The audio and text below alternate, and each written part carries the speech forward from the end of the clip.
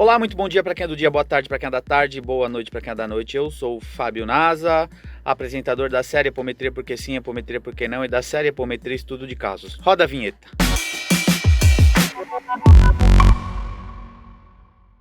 Vamos trazer aqui uma narrativa, uma lição bastante importante aí que foi passada diretamente pelo seu Meia-Noite no Núcleo Vida Plena. Mas essa história começa inicialmente dias anteriores a um tratamento específico no Núcleo Vida Plena, acho que aproximadamente um mês atrás. Temos a narrativa de uma tarefeira do Núcleo Vida Plena, narra o contexto de um sonho ligado a algumas questões de magia, algo similar à magia negra, não me recordo agora a narrativa. Entra em contato, trazendo a narrativa do sonho. E esse sonho, ele veio subsequente a uma medicação que essa tarefeira toma por sofrer de esclerose múltipla. Toma uma medicação de alto custo, mensalmente, a qual há mais de um ano, sob orientação médica, e há mais de um ano ela vem tomando esse remédio sem efeitos colaterais ou efeitos referentes ao remédio, a qual o corpo, de certa forma, a gente pode dizer que já estava adaptado a. Tá? Tô dando algumas variáveis para vocês entenderem o quebra-cabeça da situação. Eis que esta toma um remédio neste mês e tem uma reação adversa similar ao início dos processos, quando ela iniciou a medicação.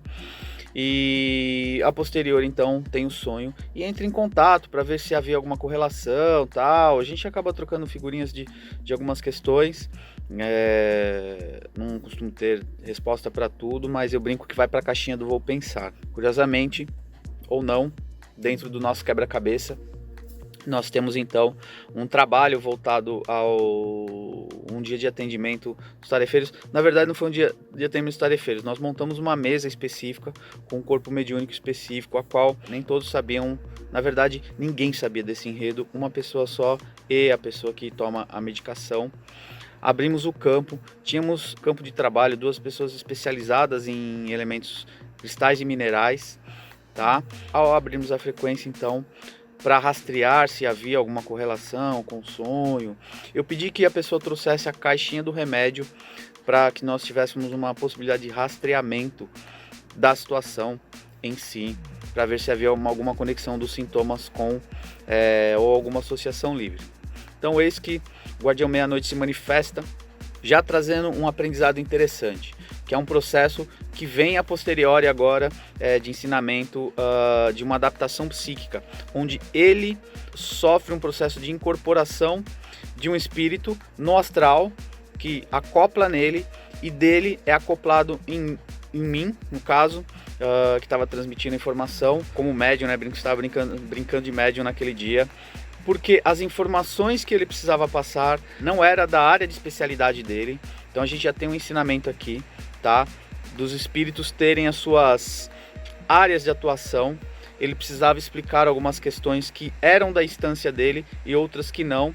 E o vocabulário e o contexto energético não era compatível com a minha pessoa, com a minha psique. Então não haveria essa possibilidade de comunicação e de informação nesse sentido. Na comunicação, então, seu Meia-Noite explica, existem certas medicações, tá, engedrada com a indústria farmacêutica e com intenções escusas junto ao plano físico e o plano extrafísico inferior, inteligências das sombras, tem saído de fábrica, tá, com um certo componente energético contaminante, tá, no campo energético, como se essa energia já viesse assinada vibratoriamente para que o remédio tivesse um rebaixamento da sua efetividade, para que o remédio tivesse muitas vezes um efeito, em alguns casos até contrário ao propósito de equilíbrio, cura ou estabilização do campo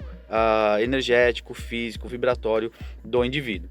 Embora um remédio alopático também sensível a isso no seu processo de industrialização, e que esse é um projeto engedrado em grande escala, a qual nós não haveríamos de interferir, tá? digamos, no contexto das indústrias farmacêuticas, nós não temos egrégora estruturada para isso, e é um processo muito maior do que a gente possa imaginar, que está em fase de investigação da astralidade também, tá? E que essa assinatura vibratória era muito mais suscetível aos médiums, haja visto que o médium, tá, ou sensitivo, melhor dizendo, ele já tem uma predisposição a respostas mais efetivas a remédios mais sutis, tá? Uma homeopatia, um floral e processos que nós chamaríamos aqui de medicinas alternativas, tá? Respostas são mais suscetíveis e sensíveis a respostas energéticas, haja visto que há uma sensibilidade, também um campo mental predisposto, campos sutis mais predispostos a essa resposta, atuando então de forma mais efetiva, mais assertiva em médios, em sensitivos.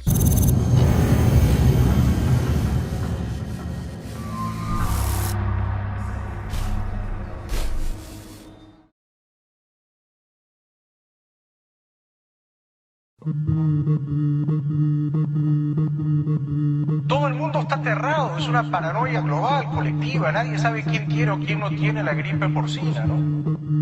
Estamos ante la presencia de un nuevo virus de la influenza. Virus influenza. De influenza porcina. De gripe A, H1N1. La influencia porcina, la gripe porcina. Que me han contagiado la gripe porcina. Gripe porcina. Alerta de epidemia sigue cobrando. Gripe porcina. De la gripe porcina.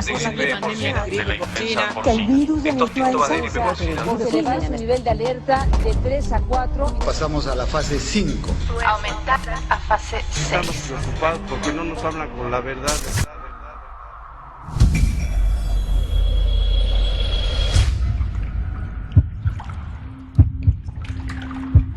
Esta es la micrografía en tinción negativa del virus AH1N1, más conocido como influenza porcina o de cerdo, un virus de moda, estrella principal de los periódicos, titulares indiscutidos de informativos de televisión. Pero, ¿por qué? ¿Qué se esconde detrás de la pandemia de influenza porcina? ¿Qué información no brindan los medios de comunicación masivos? ¿Por qué la insistencia?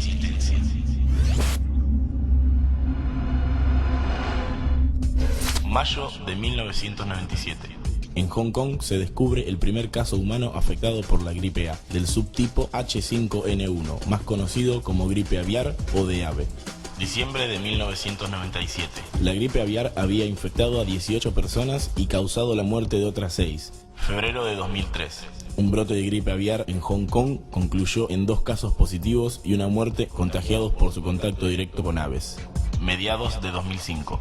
Se reportan apariciones de H5N1 en humanos al noreste de China y al este de Rusia.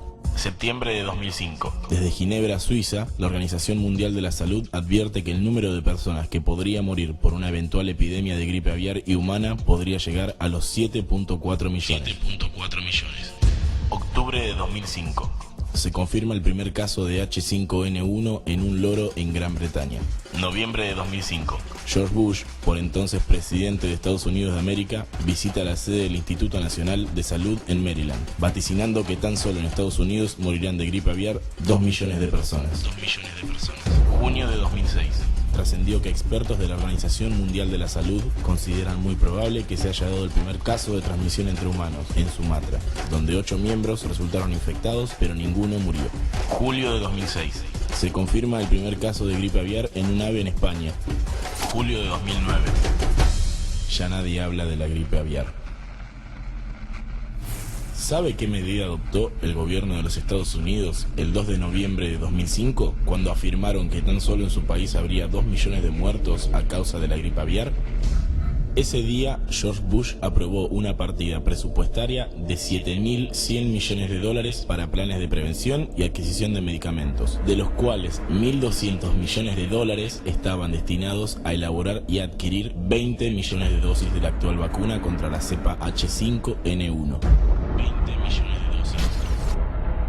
Cualquier mortal diría que hasta ahora tenemos tan solo un honorable presidente abocado por la salud de su pueblo.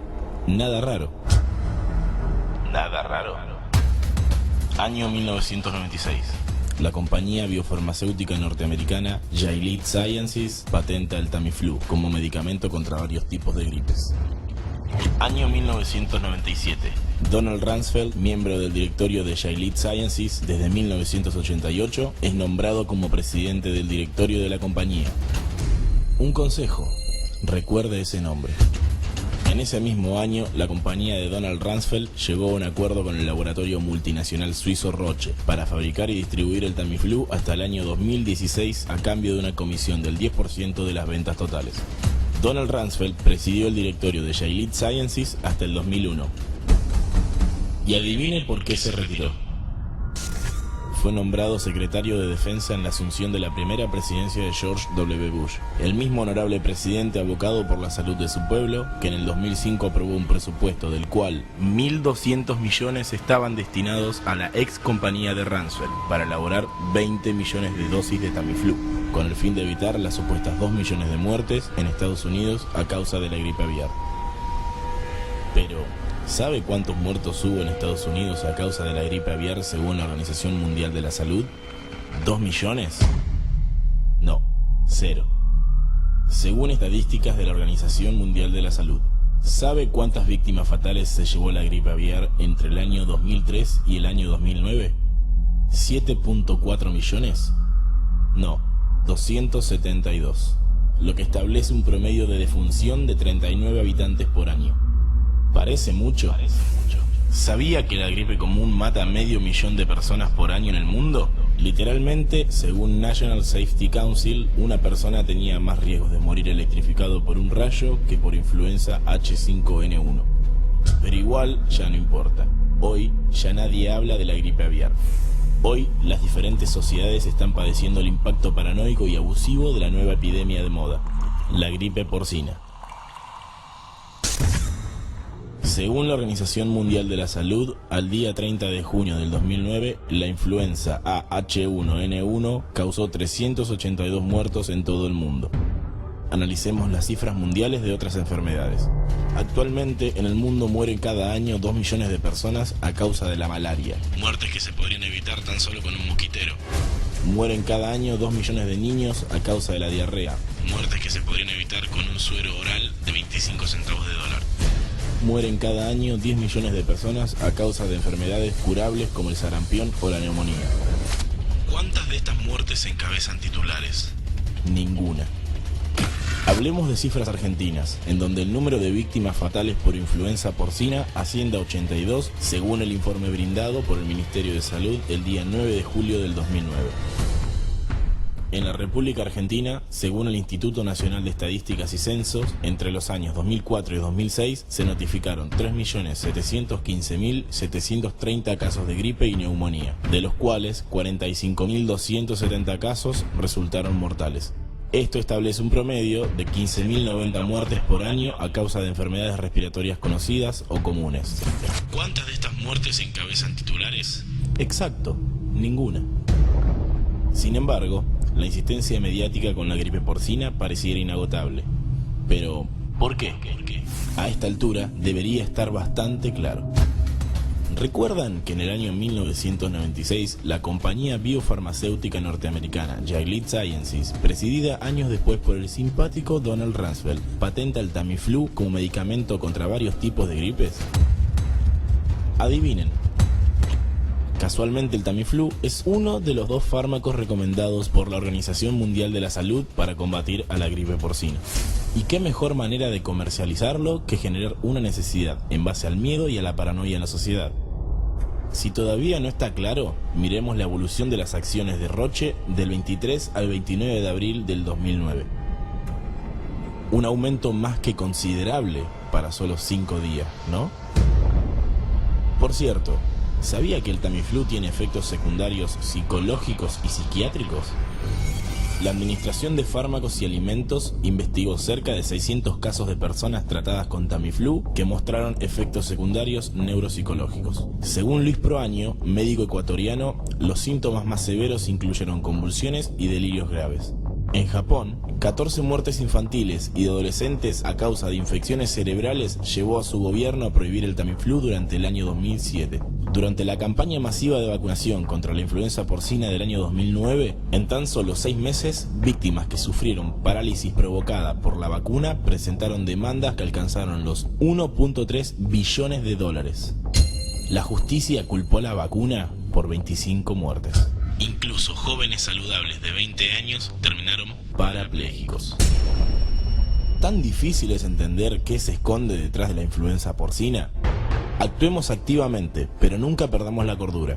No entremos en un estado de paranoia ofuscador y sofocador. Cuidémonos nosotros y cuidemos a nuestra familia. Tengamos en cuenta las medidas de prevención, pero también tengamos en claro que la fórmula en algún momento va a tener que cambiar. Porque están jugando con nosotros, están negociando con su salud y con la salud de sus hijos.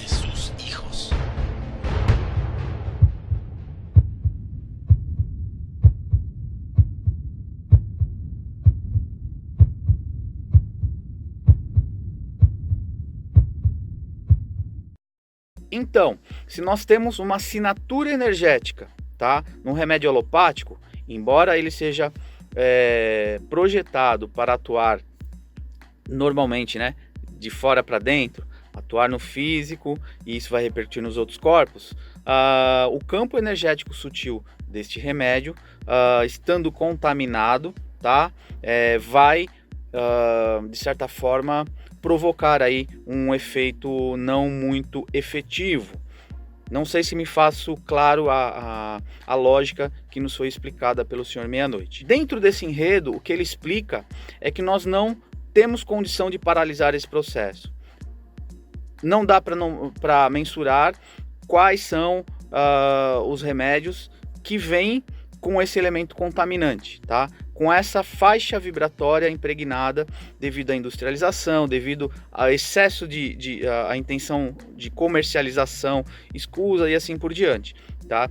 Se você pegar aí como referencial, existem farmácias hoje, tá? Drogarias, olha o nome, drogaria, que são verdadeiros shoppings, né? Tem de tudo e que haveria então. Essa era a instrução que seu Meia-Noite, a área da especialidade dele, tá? A área de investigação, militar, blá, blá, blá, caberia a ele. E aí, no acoplamento desta inteligência superior que iria acoplar nele para depois fazer o restante da comunicação e a instrução, aproveitando também o conhecimento dos médiuns presentes, foi nos trazido, tá? E aí a gente vai colocar no link abaixo aqui para download uma instrumentalização com elementos minerais, tá?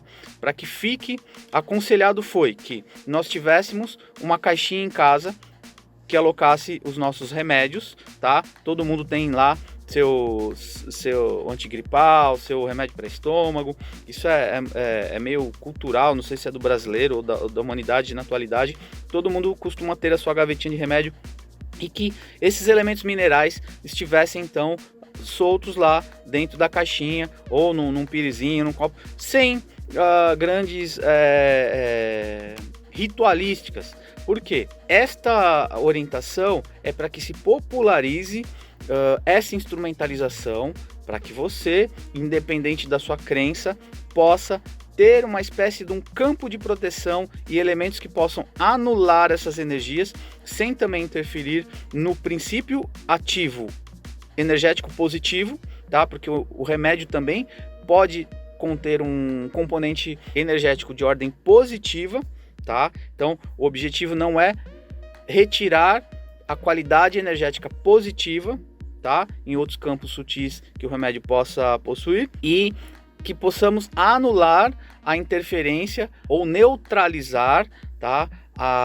O campo energético negativo que possa vir pré-programado intencionalmente ou não, tá? Mas vamos partir de um pressuposto que há sim uma intenção de inteligências das sombras disso já sair direto da fábrica, manufaturado com essa energia impregnada, fazendo com que o remédio tenha seu real efeito, tá? A qual ele foi projetado e desenhado em prol do reequilíbrio do indivíduo. Tá? Por que elemento mineral? Porque o elemento mineral ele é um elemento que, por exemplo, em instituições onde há um acompanhamento de uma acho que a Anvisa, de uma vigilância sanitária, 5 pedrinhas lá, 5 cristais, não farão diferença, não vai aí levantar a lebre do porquê essas pedras estariam dentro de uma caixa de remédios e assim por diante, tá? Dentro da crença das pessoas, entre colocar um elemento vegetal que também é perecível, entre orientar para acender uma vela ou coisas do gênero, um patuá que marque aí uma questão e limite dentro da crença do indivíduo, o elemento cristal e mineral é um elemento que tem uma aceitação maior, uma aceitabilidade maior, e isso não chocaria com a crença limitante de cada indivíduo, respeitando a crença religiosa, enfim. Não há disposição específica das pedras, tá? Embora a gente vai postar aqui uma foto de como foi disposta lá, mas naturalmente 2 elementos aí teriam um efeito neutralizador, tá? 2 cristais teriam um efeito neutralizador e 2 elementos protetivos para que energias discordantes externas, inclusive da própria vibração da casa que a pessoa mora, do ambiente a qual não também interferisse na contaminação de um remédio de ordem alopática. Lembrando, isso é para medicação alopática, não é para florais, remédios de campo sutil, florais, homeopatia ou coisa do gênero, porque também são suscetíveis a campos magnéticos e tudo mais, e aí não é nem a minha área de entendimento como armazenar isso e assim por diante. Então a gente vai passar vai deixar a slidezinho aqui que foi montado, porque isso foi pedido que seja replicado para aqueles que confiam e acreditam na informação, tá? Tem uma lógica toda para que isso esteja então alocado aí na sua caixinha de remédios, tá? Para quando você for tomar o seu remédio, você tem aí um remédio energeticamente neutralizado no contexto de componentes energéticos negativos. Fica aí a hashtag Fica a Dica, direto da fonte de seu Guardião Meia-Noite e a equipe que trabalhou nesse contexto, tá? Sem grandes alardes aí, mas a lógica nos informa e a precaução de que há sim essa possibilidade de contaminação.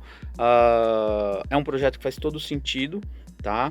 E sigamos aí, um olho no gato, um olho no peixe e um olho no gato, né? Dentro do exercício do orar e vigiar, dentro de muitas coisas que acontecem nos bastidores do plano extrafísico. Se a espiritualidade não está medindo esforços para dar essas instrumentalizações, quem somos nós para negar o que está vindo? Ainda mais porque faz toda uma lógica e um sentido. E o enredo inicial nos foi dando o norte dos acontecimentos, para a gente também não ficar com esquizoterice aqui dentro da proposta. Acesse meu site www.fabionasa.com.br, outros cases de sucesso ou insucesso junto à tratativa apométrica, e mãos à obra aí. Beijo a todos.